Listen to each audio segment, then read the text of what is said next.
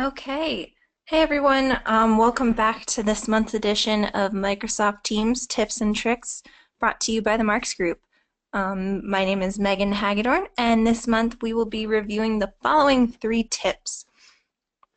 So first, I'm going to show you all about the Compose box and chat feature in Microsoft Teams, which is actually pretty robust, really cool. It's a fun way to communicate and collaborate with your coworkers and your organization. So we will go over that. And then we will tackle a question that we received recently, actually, which is how to communicate with multiple channels simultaneously. So this is a really good question, and we will be talking about that. And then finally, the global search and filtering feature is our last topic of discussion, and it's a really handy one-stop shop for all of your search needs.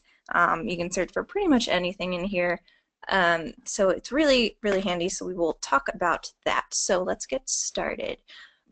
First things first is the Compose box. So basically anywhere that you see this bar down here, whether it be in the chat section or in Teams under General. So we'll start here. So basically, this is the Compose box here. As you see, in order to pull up the full Compose box, you can click this button here, and that just pulls that up. So as you can see, you can add a subject, and then the body goes down here. You can use bold, italics, underline, you can highlight text, you can specify the font color here, which is neat, font size, you can use bulleted lists, numbered lists, and then here are some HTML type tags. You can even put in like quotes and have them be kind of offset, really neat. And then finally you can mark a message as important. So we'll just try everything, won't we? And then down here, you actually have some options to add. You can add files here from OneDrive or Microsoft Teams itself, or you can upload them. So that's really neat. Moving over one, you've got all of your emojis available here, of which there are many, so that's kind of fun. And so you can scroll through those and check those out. And then the next one over is another fun one. It's GIFs, sponsored by Giphy, and these are just fun little reaction type things. So that's just a fun little one. And this, by the way, this is only available if your organization allows it in their administrative settings for Microsoft Teams, which is found in the admin portal on which is accessible by portal.office.com, that place. So that is where you would go to enable this stuff if you can't see it. Moving on, and this is kind of a stickers and memes section. These are kind of like GIFs, but they're static. I'm sure you've seen some of these before. So yep, and more kind of reaction type things here. And then you can also set up a meeting actually immediately by pressing that button. So we can go through and let's just write up a little example here. Option 1, 2, 3, perfect. And then we can do bulleted lists. We can make this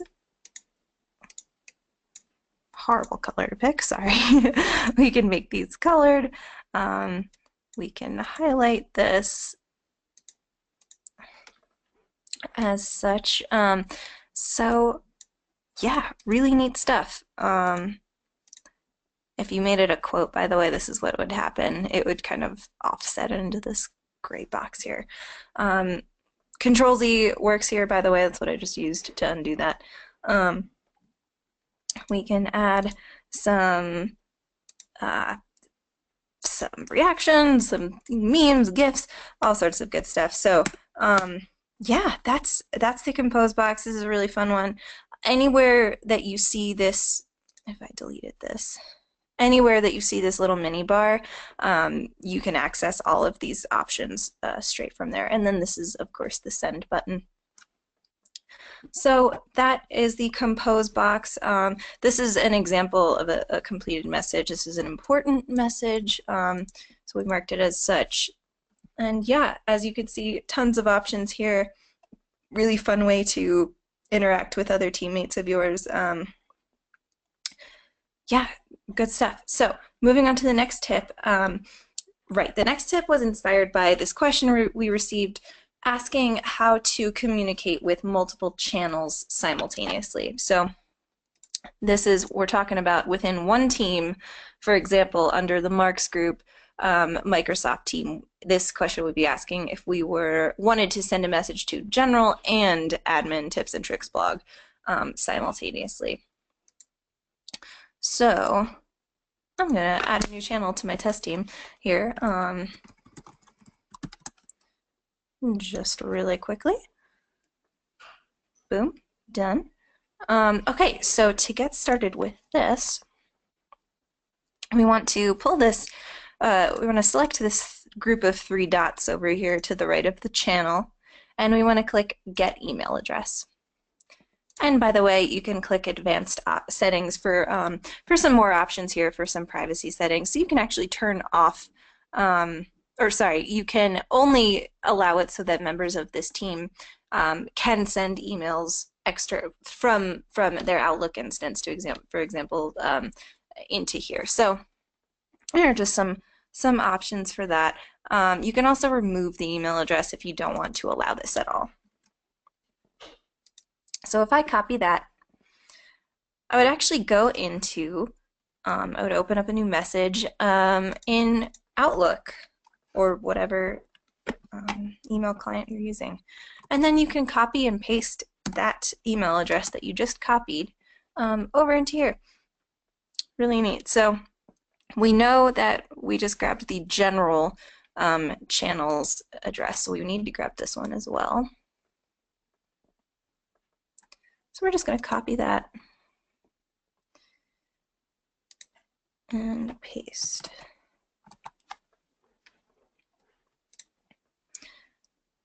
And then we crafted our message that we want to send to multiple channels. We send it off. And with any luck, there we go. Sure enough, it just popped up here. So as you can see, it pops up with this little email symbol here telling us that it came from an email, not within Microsoft Teams. We can see that it was sent to what channels it was sent to up here. When it was sent, the email it came from, the subject, the contents. You can even download the original message. Super cool. And then when you click reply, it actually opens up another Compose box. So you could go in and open up the full thing again and type out a pretty robust response here. The only catch to this is you cannot tag. So when we, all right, the catch to this is that, as it mentions here, your reply is only going to be visible in Microsoft Teams. So when you reply here, it does not send another email from Outlook or anything like that. It's all contained within Microsoft Teams, which also means that replying to this, yeah, would allow you to see the replies here in this channel. So this is a really handy, I don't know, maybe you guys have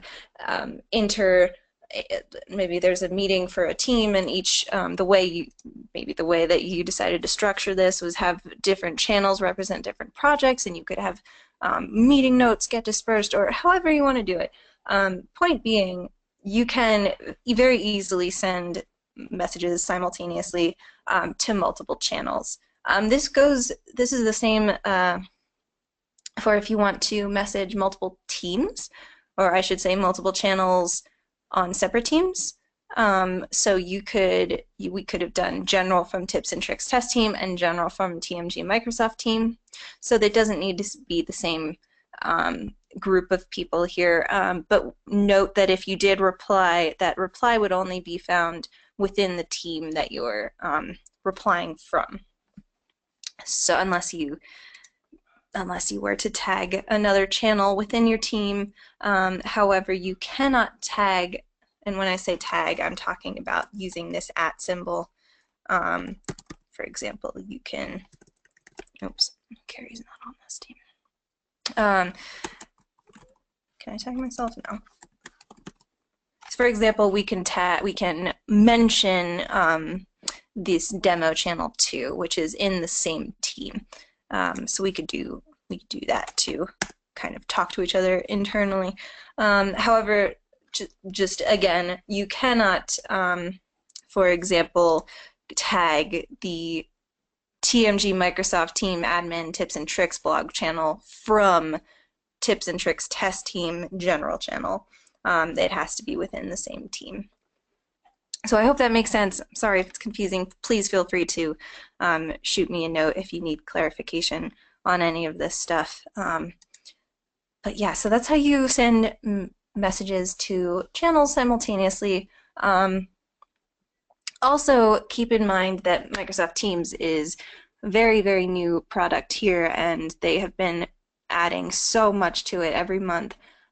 So definitely keep an eye on the release notes, and it's very possible that they will add additional functionality to make it a little bit easier to communicate to individual channels and teams simultaneously. So maybe that will change in the future. We will see, so keep an eye on that for sure. Okay, we are going to move on to talking about this search and filtering functionality within Teams. So as you see, when you click through the tabs here along the side, this search bar stays the same. So you can search from anywhere. You're able to, it's the same search bar no matter what tab you're on. So let's just, I've got a couple examples here. I like using this Inajic example. So we search Inajic because maybe I remembered that I sent Carrie a link to this Inajic article months ago. I can't remember anything else about it other than that one word. So if we search for it, we can actually see everywhere where it's been mentioned, even if it's not a whole separate word, even if it's contained within a URL, it still gets pulled up. So that's really nice. So it search for messages containing Inajic. It also can search for people just by clicking under this tab. And then you can search within files as well. And it actually pulled one here, which is really neat. So as you can see, you're able to really easily search for a lot of different kinds of things very quickly and easily. So if we wanted to dig in a little bit more, if we've been using Microsoft Teams a lot as an organization, and people have been putting a lot of, attaching a lot of files, using the messaging features to communicate with each other, you can further enhance the search capabilities by clicking on this funnel here. And this allows you to filter through quite a bit more. So under the Messages tab, for example, we can specify specific subject words we want to search for. We can specify a date range. No custom feature here yet, custom date range, but maybe that will be added in the future. You can search within teams, and then channels within those specific teams. For example, you can denote the person it came from. You can have it search the mentions that you've written, and you can search for if that message has an attachment or not. So that's really handy, kind of reminiscent of how Outlook searches work for a lot of people, but this is way, way faster, and I think it's a lot easier to use. So you can have that same filtering functionality under the Files tab. You can specify the team and then the file type as well, which is pretty cool. So you can search, and then the modified by field as well. So you can search for all of those things, which makes just finding data in here really easy, which in turn makes me, for example, I would definitely give Microsoft Teams a chance if you're the kind of person who, or the kind of organization, I guess, that stores a lot of their files in Outlook, just as attachments, never takes them out of there. I am so guilty of that. I know others are guilty of that too. So if that's kind of how you work, I really encourage trying to make the switch over to Microsoft Teams, because Microsoft Teams stores all of your every single message, every single file, everything you've ever done in here is stored in the cloud indefinitely. So since the beginning of time with your instance. So it makes it really easy to pull up old information, old messages, old articles, old links that you've sent, old files. It's just really easy to navigate, and kind of gives you an alternative method to that from Outlook. So I highly encourage you to check that out. And as I said, really makes you want to use Microsoft Teams more, because it just makes it so easy to find things. So I highly recommend checking that out. But that pretty much wraps it up for us today. If you have any questions about anything at all you saw today, please contact us by going to marksgroup.net. You can email me at megan@marksgroup.net. You can contact us via our website. It's all good. So best of luck. I hope you all had a wonderful Memorial Day weekend, and we will be back next month with some more tips. All right, thanks so much for tuning in. Contact me with questions, and have a great month. All right, bye.